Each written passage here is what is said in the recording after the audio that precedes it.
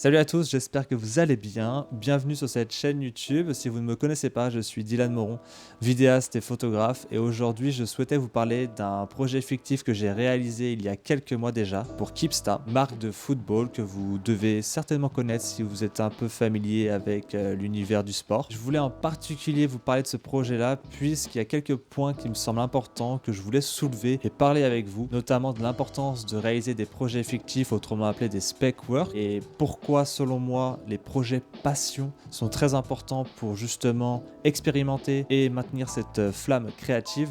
Et vous allez le voir, il s'est produit quelque chose d'un peu inattendu durant le shoot, je vous en dis pas plus. On se retrouvera à la post-production un peu plus tard et je vous expliquerai tout ça. Donc sans plus attendre, pourquoi j'ai réalisé un projet fictif pour Keepsta. Alors déjà d'une, il faut savoir que je suis un grand fan de football depuis toujours. J'ai commencé à jouer en poussin, benjamin, U13, U17, U19, senior, si je me souviens bien, c'est comme ça. Et puis j'ai arrêté pour des raisons de temps, notamment jouer le dimanche matin. Autant vous dire que maintenant j'aime bien avoir mes dimanches tranquilles. Donc voilà, c'était juste pas adapté à ma vie d'aujourd'hui. Mais malgré ça, je suis toujours autant le football et je pratique quand j'en ai l'opportunité avec des amis.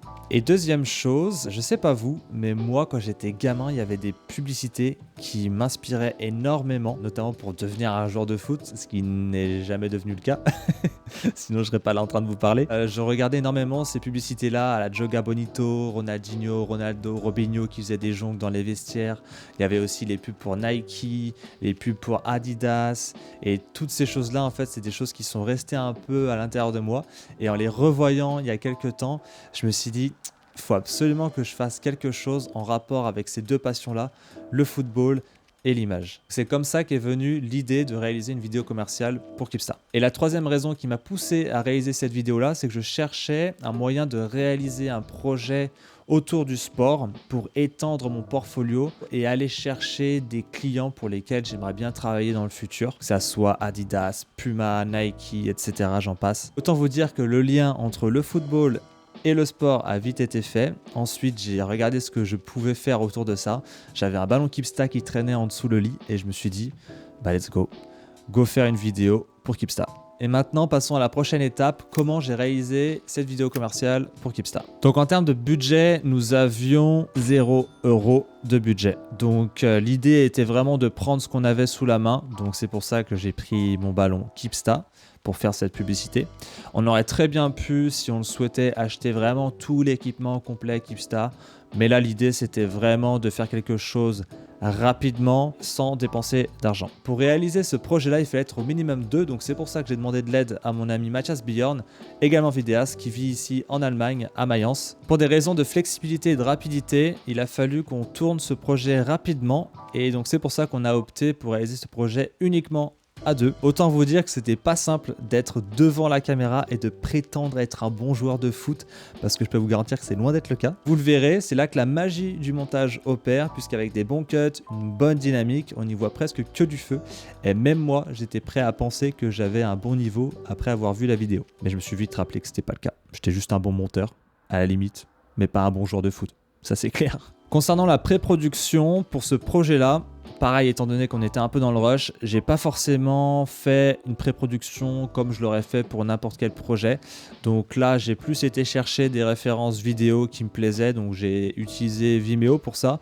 J'ai toute une playlist où j'enregistre au fur et à mesure, par exemple, toutes les vidéos en lien avec le sport ou avec le football. Ce que j'ai fait, c'est très simple, c'est que j'ai regardé toutes ces références. J'ai noté les shots que je voulais reproduire. J'ai également fait des screenshots pour être bien sûr que je me rappelle de la scène. Et j'ai mis tout ça sur un Notion. Normalement, j'aurais utilisé Milanote pour faire ça bien. Mais là, étant donné que c'était vraiment un projet personnel et que j'avais pas tant de temps que ça devant moi, étant donné qu'on devait le réaliser assez vite, j'ai privilégié Notion pour que ce soit juste plus simple. Rien que d'avoir ce petit moodboard avec une petite shotlist, ça m'a permis le jour du tournage d'être déjà plus efficient, d'avoir une trame à suivre. Et ensuite de ça, je pouvais laisser cours à ma créativité et puis simplement vaguer à ce qui me passait par la tête et tenter des choses, expérimenter. T'es juste là avec ton pote et tu fais des vidéos comme dans le temps en fait. Pas oublier qu'on a tous commencé, c'était une passion. Et c'est toujours cool de pouvoir réaliser ces projets-là de temps en temps et de te faire kiffer en fait tout simplement. Donc une fois que toutes les bases étaient posées, on s'est simplement accordé sur une date pour commencer le tournage. Concernant les caméras qu'on a utilisées, il y avait l'A7 III qui était sur un stabilisateur pour faire des plans assez léchés et il y avait l'A7 IV, la caméra que j'utilise actuellement en train de me filmer, qui était riguée simplement pour faire des plans à main levée, pour faire quelque chose de très immersif, d'être plus proche de l'action et qu'on pouvait également utiliser sur trépied. D'ailleurs, petite parenthèse, j'adore le mix entre plan à main levée et plan fixe sur trépied. Je trouve que ça apporte un rythme et ça vient parfois casser ce rythme-là, mais d'une bonne manière. Voilà, je sais pas comment vous l'expliquer, mais je kiffe. Concernant le trépied, puisqu'on parle de trépied, j'ai utilisé un Kier. Ça fait un petit moment que je l'ai et pour le rapport qualité-prix, il est lourd. Il est solide, les matériaux sont plutôt de bonne qualité, donc franchement je vous le recommande. Ça vous évitera de dépenser 600 € pour un trépied jusqu'à temps que vous en avez besoin. Pour l'instant ça me suffit largement pour le peu que j'utilise. En termes d'optique pour ce shoot là, j'en avais deux. J'ai principalement shooté avec mon 10-18 mm f4 qui est une optique APS-C Sony que j'ai montée sur mon Sony A7 IV. Et en fait, ce que j'ai fait, c'est que j'ai pas utilisé le mode APS-C qui vient cropper dans l'image et du coup, vous perdez un peu ce grand angle. Ce que j'ai fait, c'est que j'ai zoomé directement depuis l'optique à 14 mm, ce qui fait qu'en fait, j'ai enlevé ces bordures noires que vous pouvez voir quand vous mettez une optique APS-C et ça vous permet de garder cet effet ultra grand angle et franchement, c'est dingue la vision que vous avez avec cet objet-là. Et à chaque fois que je mets cet objectif-là sur ma caméra, je suis toujours autant impressionné par la vision que ça vous offre et ça vous permet vraiment d'avoir des plans ultra immersifs et à avoir des angles assez uniques. Et en termes de rapport créativité-prix, c'est le meilleur objectif que j'ai aujourd'hui. J'ai également utilisé pour un seul plan cette fois-ci le 35 mm f1.8 de chez Sony, un plein format. Et pourquoi seulement sur ce plan-là? J'avais simplement besoin d'avoir de la profondeur de champ, chose que le 10-18 f4 ne peut pas faire étant donné qu'on est sur un ultra grand angle. Donc déjà d'une, ça réduit vachement la profondeur de champ et de deux, c'est un f4. Je pense que c'est à peu près tout en termes de matériel. Après, en termes de filtre, j'ai bien sûr utilisé comme d'hab un filtre ND variable et un filtre Black Promise 1.8 de chez Tiffen. Donc une fois le tournage terminé, il a fallu passer à la post-production. Donc dans quelques instants, on va se retrouver derrière moi dans mon petit espace de création.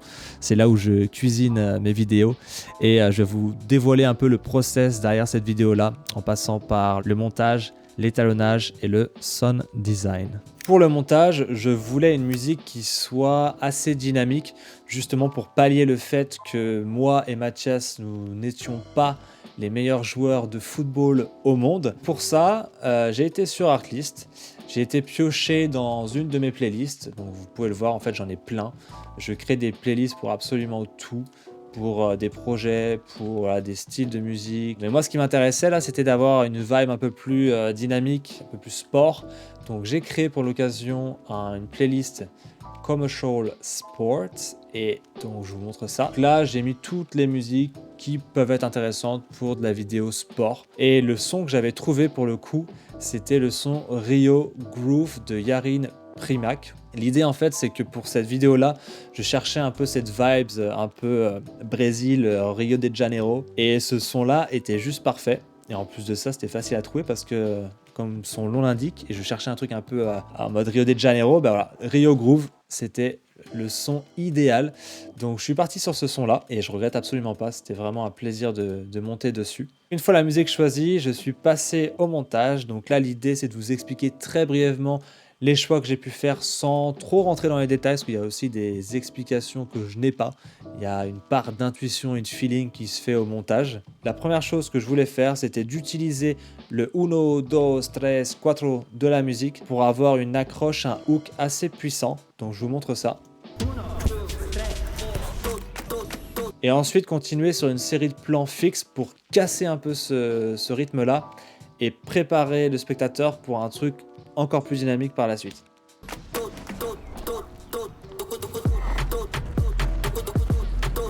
Donc là, j'ai utilisé un split écran. Je trouvais ça plutôt cool d'avoir deux perspectives. La perspective où on voit justement le joueur et la perspective où on suit le ballon en mouvement. Là, c'est un plan que j'ai bien aimé avec le petit pont. C'était une bonne idée de Mathias d'avoir fait ça. Et ça rend plutôt cool. Donc là, c'était le plan au 35 mm. C'est le seul plan pour lequel j'ai utilisé cet objectif-là. Là, c'est deux clips Je sais pas si on peut le voir, mais c'est deux clips bien différents. Donc là, image par image, hop, on peut peut-être le voir. Non, on le voit pas. Mais ici, vous voyez, c'est juste un fondu en fait, et le ballon revient. Donc j'ai pas mal utilisé aussi l'effet slow shutter, comme vous pouvez le voir juste ici. Et là, un petit effet que j'ai bien aimé rajouter aussi. Je vous montre un peu plus en détail. Hop. Voilà, juste ici en fait j'ai fait un cut dans le clip et j'ai fait un tracking du ballon avec un petit effet de, je vais vous dire exactement, petit effet lens blur qui donne cet effet un peu de zoom, d'autofocus et qui vient comme ça en fait suivre le mouvement du ballon.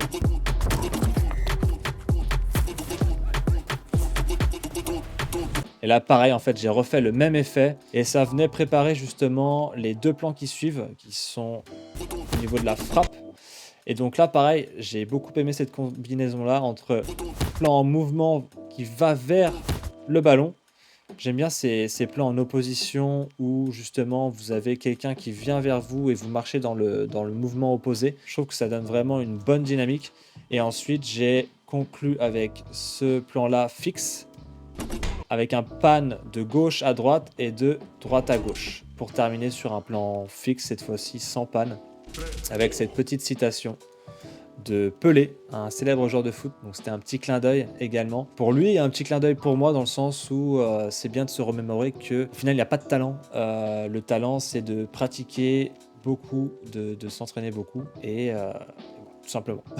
Et ensuite transition, c'est le même plan mais cette fois-ci il y a le ballon et j'ai rajouté ce petit flash ici là pour cacher la petite impureté, c'est-à-dire qu'en fait on le voit pas forcément mais quand je passais d'un clip à un autre il y avait les arbres qui bougeaient pas de la même manière, ce qui fait que du coup on pouvait le voir. Donc là hop, le petit flash, ça permet de cacher ça. Voilà, petit tips, ajouter des flashs parfois c'est pas juste esthétique, c'est pratique. C'était tout pour la partie montage. Comme vous avez pu le voir, j'ai vraiment misé sur la dynamique plan fixe, plan à main levée, donc dynamique. Et je pense que ça marche plutôt bien avec la musique. Enfin, en tout cas, vous me direz dans les commentaires. Mais je suis plutôt satisfait du rendu. Pour une vidéo avec un budget de 0 €, je pense que c'est pas mal. On s'en sort plutôt bien.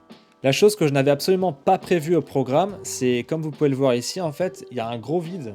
En fait, le vide, c'est que aucun de mes clips n'a de son. J'ai omis de checker mon son pendant le tournage. J'ai pensé que voilà, c'était un projet personnel, j'ai pas besoin de checker mon son. Et bah si Dylan, la prochaine fois, check ton son. Parce que mon micro, il était bien branché, mais le problème, c'est que il n'était pas assez branché. Donc je me suis retrouvé après le tournage à voir qu'aucun de mes clips avait de son. Donc je vous cache pas mon niveau de déception à ce moment-là. Une fois cette déception passée, je me suis dit que c'était peut-être une bonne opportunité de travailler mes compétences en sound design et un bon challenge de recréer une ambiance sonore de A à Z en utilisant qu'une seule plateforme, Artlist.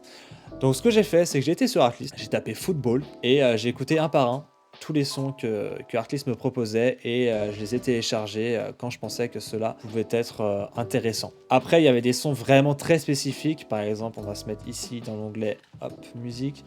Par exemple, voilà, le bruit du ballon qui tape contre le poteau. Là, pour ce coup-là, en fait, taper football, ça suffit pas. C'est là où vous faites un peu ingénieux et on est plus dans la suggestion. Qu'est-ce que le son suggère? Donc là, un ballon qui tape contre le poteau, bah, c'est un bruit de métal. Donc du coup, j'ai tapé Hit Metal. Et c'est comme ça que j'ai trouvé ce bruitage-là. À force de recherche et d'un petit peu d'ingéniosité, on va dire, et de bricolage, bah, j'ai trouvé un par un tous les sons qu'il me fallait. Là, il y a un bruit le bruit du lacet qui se... Vous savez, là, en fait, j'ai pas trouvé autre chose qu'un zipper. Voilà, un zipper. Et ça fait le taf, ça marche. Faut être ingénieux. Mais c'était plutôt cool. Et je suis assez content du rendu. C'est une bonne leçon pour la première fois de bien vérifier mon niveau d'enregistrement. Enfin, l'enregistrement tout court en fait. Et en tout cas, voilà, très content du rendu et c'était un beau challenge. Une fois que le montage et le sound design est terminé, on passe à l'étalonnage. C'est l'une des parties que j'aime le plus. Et pour l'occasion, pour vous expliquer un petit peu le process très brièvement, pareil, je vous ai préparé un petit avant-après ici que vous pouvez voir. Donc là, Pour le avant, on est sur, voilà, sur du S-Log 3 pur et dur, hein, rien de spécial. On est sur des couleurs très fades et contrastes très fades également, voire inexistants. Donc pour cet étalon-là, je suis passé avec un Power Grade de chez Cineprint 16. Donc voilà à quoi ça ressemble quand on le met directement sur le clip. C'est plutôt pas mal déjà, sachant qu'en plus j'ai même pas mis l'input color space et l'input gamma, donc on va le mettre directement ici. Donc S-Gamut 3, S-Log 3, où es-tu? Tu es là. Bam. Donc voilà à quoi ça ressemble. C'est déjà vraiment pas mal, on va pas se le cacher. C'est ce qui est plutôt cool avec ce Power Grade là, c'est que ça vous fait gagner énormément de temps, surtout si vous n'êtes pas étalonneur. On va pas se le cacher, hein. Il faut prendre des raccourcis. À partir de là, j'avais déjà une très bonne base. Je pense que le décor il joue aussi pour quelque chose et une bonne exposition, comme on peut le voir là, parce qu'il n'y a pas grand chose à changer. Mais je vais quand même vous montrer ce que moi j'ai changé. Donc, on est maintenant sur le grade final. Donc, première chose que vous pouvez voir ici, c'est que j'ai rajouté Power Windows, tout simplement en fait un masque qui va venir en fait déboucher un petit peu le vignettage de cette optique là. Le masque il est ici et ensuite je suis venu juste redresser mes noirs légèrement, mais pas trop, pour pas trop que ça se voie non plus. Ensuite, ce que j'ai fait, c'est que j'ai rajouté du grain avec D-Enhancer pour le coup. Vous pouvez très bien utiliser le grain de DaVinci, il est très bien également. Moi, je suis un petit peu picky par rapport à ça, donc j'aime bien avoir full control sur mon grain, et je trouve que le grain de D-Enhancer, il est quand même beaucoup plus naturel. On se rapproche beaucoup plus du grain qu'on peut retrouver sur les films stock, etc. Donc voilà, j'adore le rendu. C'est une question de goût tout simplement. Mais par contre, il faut savoir que le rendu final prend un peu plus de temps parce que voilà, c'est un plugin extérieur. Et voilà, c'est pas super bien optimisé. Mais en tout cas, le rendu en vaut le coup. Ensuite, j'ai rajouté un petit peu de flou pour casser un petit peu ce côté digital. Ensuite, chose que j'ai également rajouté, c'est les endpoints ici. En fait, c'est tout simplement, je suis venu casser mes noirs. Enfin, pas casser mes noirs, mais les rendre plus profonds. Parce que de base, si je le désactive, voilà, on a un côté un peu plus fade. Alors que là, on vient accentuer le contraste en mettant des noirs un peu plus prononcés. Pareil ici, je suis venu rajouter un peu de chaleur. Donc de base, on est comme ça. Et avec de la chaleur, ça fait ça.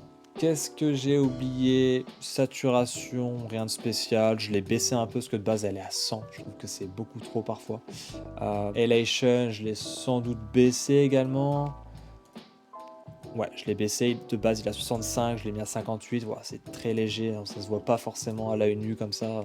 Il faut vraiment aller chercher dans les détails. Et encore, là, on n'est pas sur des zones à fort contraste. Donc, on voit pas forcément l'halation. J'ai gardé le Cinéon pour le coup. Après, vous pouvez très bien opter pour quelque chose de différent.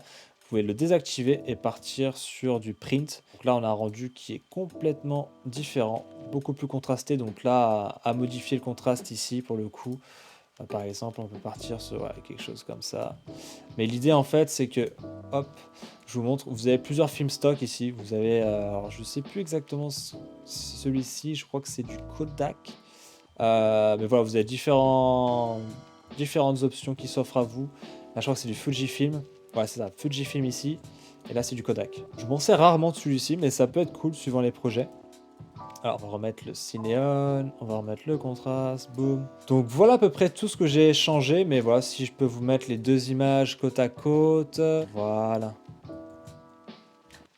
Donc ça, c'est le avant et l'après. Donc voilà, rien de fou, mais voilà, vous pouvez voir plus de contraste, les noirs sont plus noirs, c'est vraiment la seule chose. Je vous avoue que j'ai pas eu beaucoup de travail à faire sur cet étalon-là. Parfois, c'est un peu plus poussé, mais là c'était vraiment pas le cas. Voilà, j'espère que j'ai été assez clair dans mes explications, que j'ai pas été trop évasif, mais ça vous donne déjà un bon aperçu de ce à quoi un étalonnage peut ressembler pour un projet comme celui-ci. Je voulais terminer cette vidéo avec un petit mot pour vous dire qu'il est important de réaliser des projets pour vous-même. Je sais qu'il peut être parfois difficile quand on est submergé par les vidéos clients, etc. Mais je vous assure que réaliser des projets passion, des projets pour vous-même, ça peut être ultra bénéfique. Dans le sens où vous allez pouvoir expérimenter, tenter de nouvelles choses. Et le fait de pratiquer, ça va forcément faire de vous quelqu'un de meilleur. Et en plus de ça, ce genre de projet fictif peut vous amener du business à l'avenir et des contrats. En tout cas, c'est ce que j'espère avec ce projet-là. J'ai ouvert mon portfolio à un nouveau monde, le monde du sport. Et si ce n'est pas le cas, ça aurait été quand même une bonne expérience. J'ai appris pas mal de choses, notamment une bonne leçon qui est de rechecker mon son, peu importe que ce soit un projet perso ou un projet pro. Et en plus de ça, je me suis challengé en recréant une ambiance sonore de A à Z. Donc un projet 100% bénéfique. C'est tout pour aujourd'hui. J'espère que cette vidéo vous a plu. J'ai tenté un nouveau format, donc n'hésitez pas à me dire en commentaire si ce format vous a plu également. Si c'est le cas, je pense en refaire très prochainement. N'hésitez pas aussi à vous abonner si ce n'est pas encore le cas. Il y a pas mal de vidéos qui arrivent cette année et au-delà de ça, ça m'aide énormément et ça me pousse à continuer ce genre de vidéos. Et moi, je vous dis à la prochaine pour une nouvelle vidéo. Ciao!